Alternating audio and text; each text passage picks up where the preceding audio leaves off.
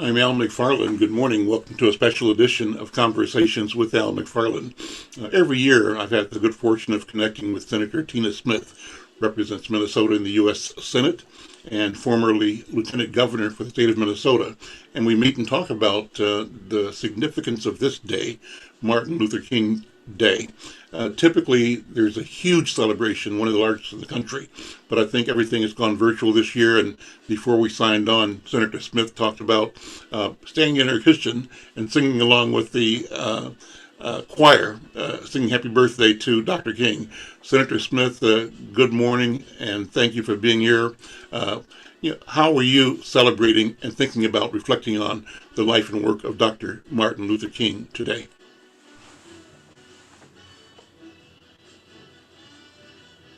And you have to unmute, Senator.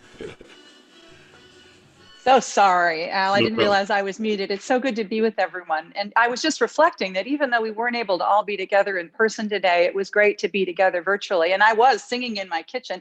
Now, I have to say, I've gotten used to singing hymns because when I go to church virtually on Sunday mornings, I sing along. And I'm not exactly sure how good it sounds to my husband, who's in the other room, but it's I think music just always fills our hearts, and this is we need our hearts to be Mhm. filled right now. But as I was listening to Ambassador Young and Dr. Bernice King and Dr. Lomax talk about the theme of this year's event, which is the call for bold action, I was reflecting on how sometimes when people think about Dr. King and his call for nonviolence, they they were saying this, they misunderstand that as being sort of a passivity or they mistake pacifism for passivity.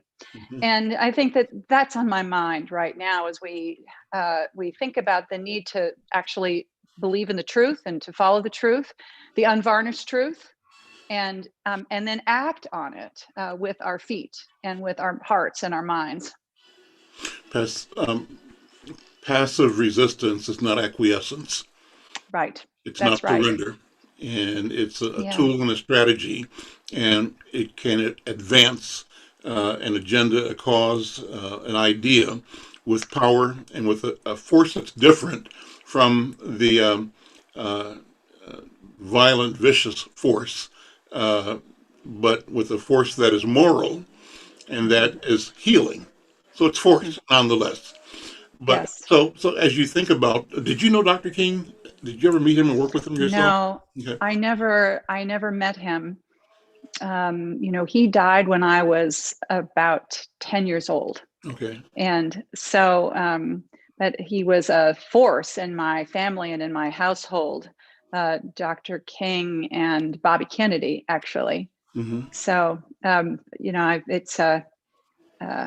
I love to hear stories about him and the kind of person that he was. And there's a richness to his life. And what was also really interesting today was talking about the powerful women that powered Dr. King and Ambassador Young and so many. I think I loved something Bernice King said.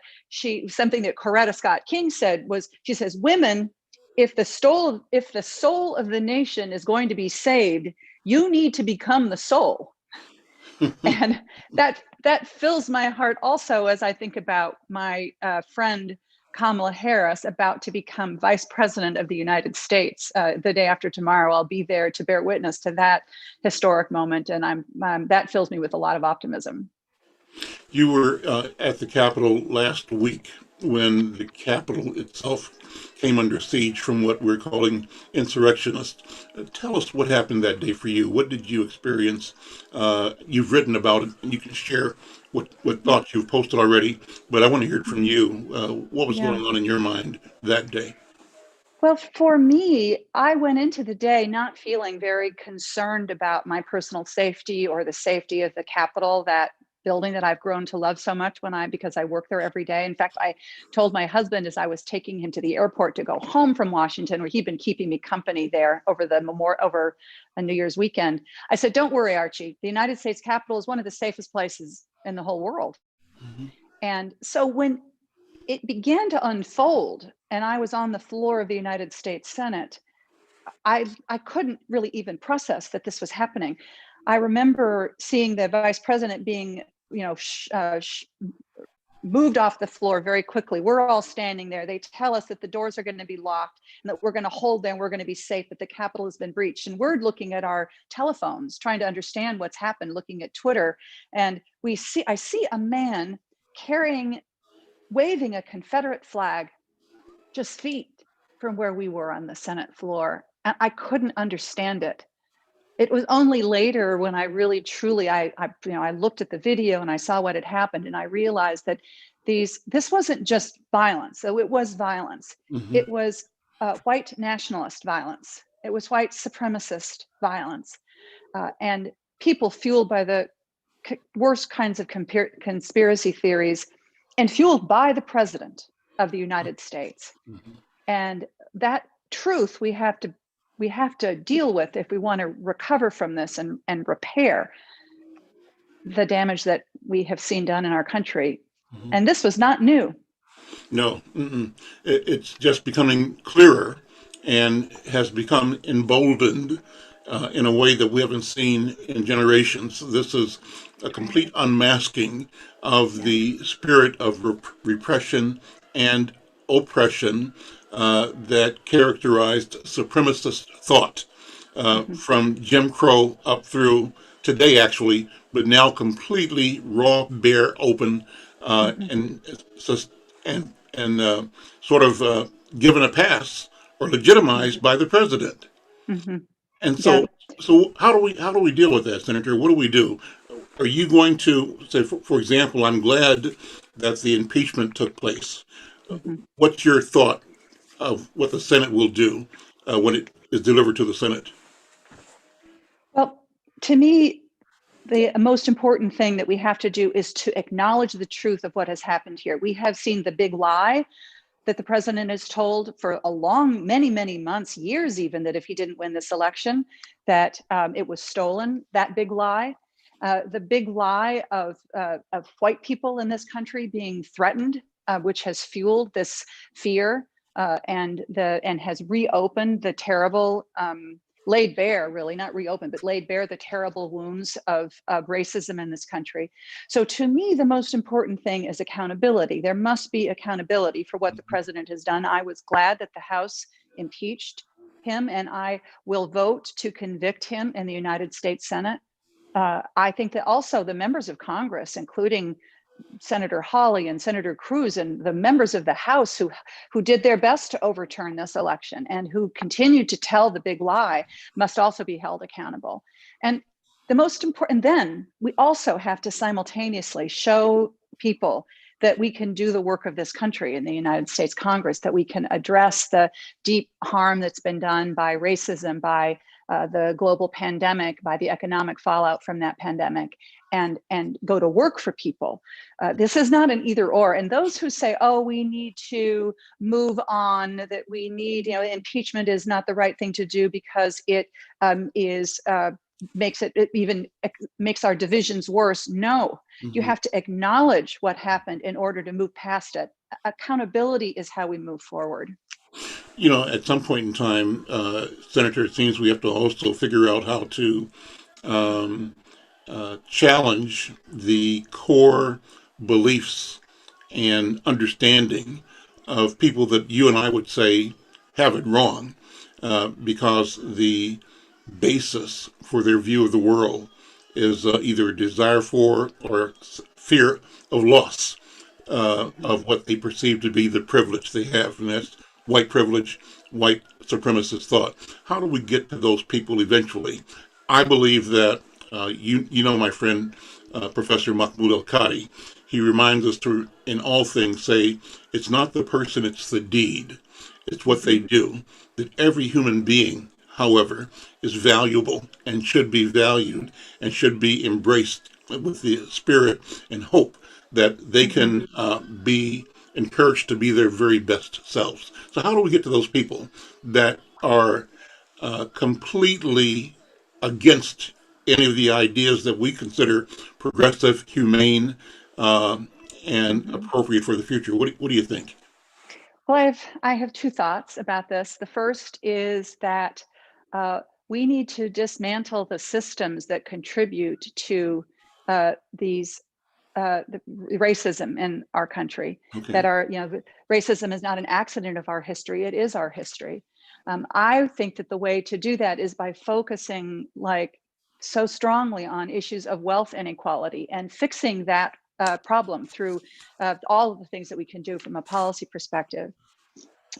I also think, and this was part of the conversation today at the breakfast, is that I think maybe Dr. King said this, Bernice King said this. She says, people hate because they're fearful. They're fearful because they lack knowledge. They lack knowledge because there's not any good communication, and there's no good communication because people are separated. Mm-hmm. And so there is a personal action that we all have to take in order to address that chain that leads from what is maybe seem to some to be somewhat harmless separation to the hate that it fuels. That is, I think, that's a spiritual thing, but it is part of what is what we're called to do, I think. Senator, let me take the last question to have you reflect on the person you described as your friend. Talk about your friendship with Kamala Harris, Vice President to be Kamala Harris. What are your thoughts? What are your feelings? How have you sort of handled the historicity of her her selection and her campaign, and now moments away, her being sworn in as the first woman, first African American, South Asian, in the vice president role for our country? What are your thoughts? Well, for me, this is really personal. When, as you know, when I first came to the United States Senate barely 3 years ago, I was appointed to that job, and I came in, and one of the first people who reached out to me was Kamala. She brought me a bag of she called it her senator's survival bag that included good advice, some Advil, a bottle of wine, and and an empty bag of popcorn, because every day in her office in the Senate, they make popcorn at 3 p.m. Mm-hmm. And that was the beginning of a true friendship between the two of us. And I came to understand her story, her love for her husband and her extended family. I learned that everybody in her family calls her Mamala because she loves to cook. She's a very warm and down-to-earth person, and she is fearless. She is not afraid to speak truth to power. And she is going to be an incredible vice president. So I, of course, in these last few days, my heart has been filled with joy for her, but also fear for her. I worry about her. I want to make sure. I was just, in fact, texting with her just a few minutes ago, and I know that she's doing great. And she is more than ready for this task. And I know that Joe Biden is blessed to have her by his side. Senator, thank you so much. I have a million more questions to ask, but I know that your time is tight. I just want to thank you so much for being here. Thank you for your work. Happy New Year to you. And we'll be watching and, monitoring and hoping that you and all of your colleagues stay safe, that you're able to do the work that you have committed yourselves to on behalf of our democracy, our country. Thank you so much. Thank you so much, Al. It's so great to be with you, and I hope to speak with you soon. Absolutely. Take care. Take care. Bye-bye.